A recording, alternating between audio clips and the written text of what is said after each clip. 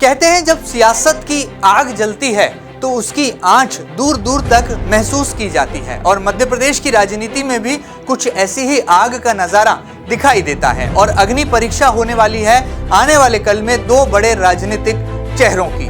आखिर ये आग की गर्माहट इतनी तेज क्यों है और आखिर वो कौन से चेहरे हैं जिनकी अग्नि परीक्षा होने वाले उपचुनाव में साफ हो जाएगी। दरअसल हम बात कर रहे हैं मध्य प्रदेश के वर्तमान मुख्यमंत्री शिवराज सिंह चौहान की और हम बात कर रहे हैं कांग्रेस का दामन छोड़कर कमल को थामने वाले ज्योतिरादित्य सिंधिया की। क्या दोनों ही राजनेताओं की अग्नि परीक्षा है ये होने वाले उपचुनाव या वाकई में सरकार को बचाने और भारतीय जनता पार्टी का जनाधार बढ़ाने की कवायदे हैं? तमाम जानकारियों को लेने के लिए जुड़ते हैं एमपी न्यूज के कॉरेस्पॉन्डेंट संदीप मीणा से। संदीप, सही मायनों में क्या माना जाए, क्या 24 विधानसभा सीटों पर होने वाले उपचुनाव ज्योतिरादित्य सिंधिया की अग्नि परीक्षा है या शिवराज सिंह चौहान की अग्नि परीक्षा? और सही मायनों में यदि ये अग्नि परीक्षा पूरी कर ली गई तो शिवराज सिंह चौहान का सियासी कद बढ़ेगा या ज्योतिरादित्य सिंधिया का भारतीय जनता पार्टी में दबदबा?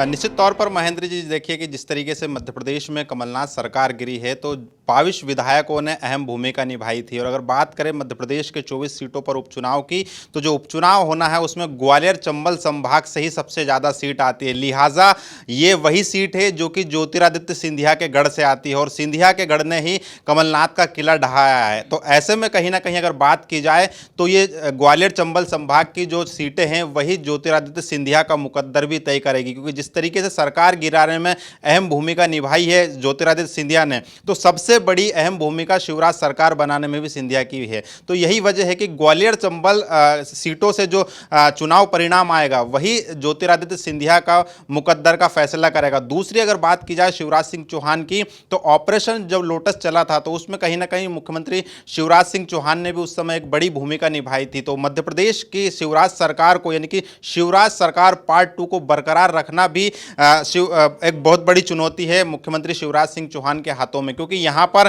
कई तरह की चुनौतियों का सामना करना है। और ऐसे में जो सरकार गिराई है तो कहीं ना कहीं ये जो सरकार को बचाना शिवराज सिंह चौहान की नाक का सवाल भी बन चुका है। ऐसे में ऐसा ना हो कि कुछ ही समय में ये सरकार जो है गिर जाए। लिहाजा उपचुनाव को जीतने के लिए खुद मुख्यमंत्री शिवराज सिंह चौहान पूरी तरीके से चुनावी मोड में आ गए हैं और कल की बात की जाए तो सांची विधानसभा से उन्होंने चुनावी शंखनाद भी कर दिया है। तो कुल मिलाकर हम कह सकते हैं कि जाहिर तौर पर यहाँ पर ये मध्य प्रदेश का ये चुनाव होगा तो ये शिवराज सिंह चौहान की अग्नि परीक्षा तो है ही है, लेकिन सबसे बड़ी यहाँ पर चुनौती है जो ज्योतिरादित्य सिंधिया के सामने है, क्योंकि ज्योतिरादित्य सिंधिया ही वो नेता है जिन्होंने कमलनाथ सरकार को गिराया है। तो लिहाजा उपचुनाव ज्योतिरादित्य सिंधिया की प्रतिष्ठा का सवाल बना हो तो कहीं ना कहीं अगर बात की जाए तो ग्वालियर चंबल जो सीट है वहां सिंधिया जो है पूरी जी जान के साथ मैदान में उतरेंगे और भारतीय जनता पार्टी को जिताने यानी कि शिवराज सिंह को जिताने के लिए अब महाराज पूरी तरीके से चुनावी मोड में आने वाले हैं। चलिए, कहा जा सकता है कि ग्वालियर चंबल संभाग हो या फिर मालवा निमाड़ का इलाका,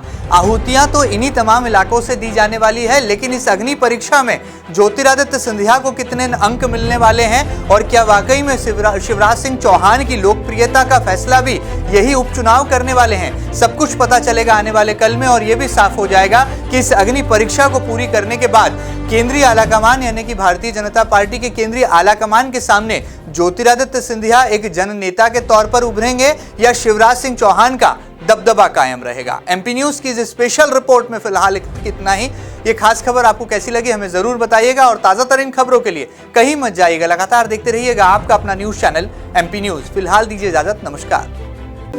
खबरों की कतार लगातार, एमपी से जुड़ी हर खास खबर आपके मोबाइल पर आपके वक्त पर। एमपी न्यूज से जुड़ने के लिए सब्सक्राइब करें हमारा YouTube channel MP news TV. Latest updates के लिए बेल आइकन दबाना जरा भी ना भूलें।